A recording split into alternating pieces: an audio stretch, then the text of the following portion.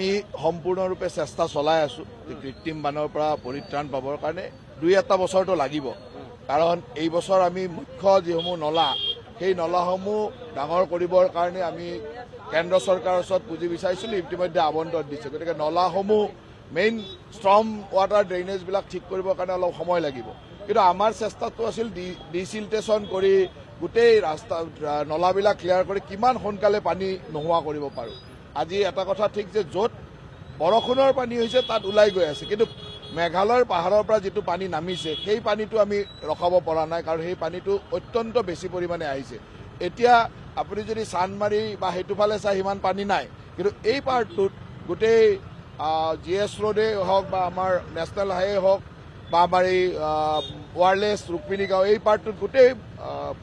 পানীটো আহিছে মেঘালয়ৰ পৰা আৰু সেই পানীটো ৰখাবৰ কাৰণে আমি য'ত য'ত ছুইচ গেট দিছো পানীটো ডাইভাৰ্ট কৰিব চেষ্টা কৰিছো তাত আমি কাম কৰি আছে আমাৰ বিষয়া কৰ্মচাৰীসকলে কাম কৰি আছে আনকি ইমান ট্ৰেফিক জাম হৈছে যে মোৰ কাৰণে অহাটোও সম্ভৱ নহয় গাড়ী লৈ গতিকে বাইক লৈ আহিছো যাতে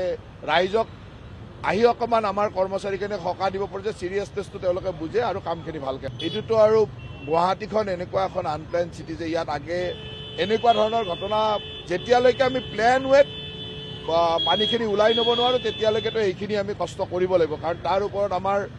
এইখিনি ইমান হঠাতে কৰিব পৰা আমাৰ ওচৰত কোনো এনেকুৱা মেকানিজম নাই কিন্তু আমাৰ চেষ্টাটো হ'ল যে কিমান কম সময়ত পানী ওলাই নিব পাৰো চেষ্টাটো আমাৰ চলি আছে কম সময়ত পানী ওলাবৰ কাৰণে এতিয়া মুখ্যতঃ আমাৰ যিটো ত্ৰিপুৰা ৰোড আছে এই গোটেই পাহাৰৰ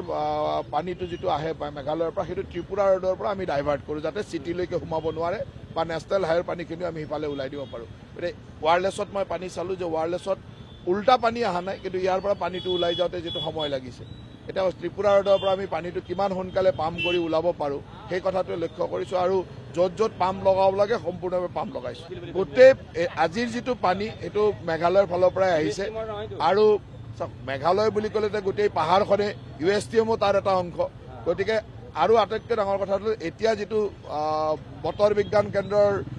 আগজাননী আহিছে ফৰকাষ্ট আহিছে সেইটোতো ভয়ানক গোটেই দিনটোৱে বৰষুণ থাকিব বুলি ফৰকাষ্ট আহিছে গতিকে মই ৰাইজক অনুৰোধ কৰিম যে বতৰ বিজ্ঞান কেন্দ্ৰৰ ফৰকাষ্টলৈকে চাই অত্যন্ত জৰুৰী নহ'লে মানে যিমান জৰুৰী নহ'লেতো আৰু এতিয়া ওলাই লাভ নাই কাৰণ মোটামুটি পানী বৰষুণ হৈ থাকিব যেনে লাগিছে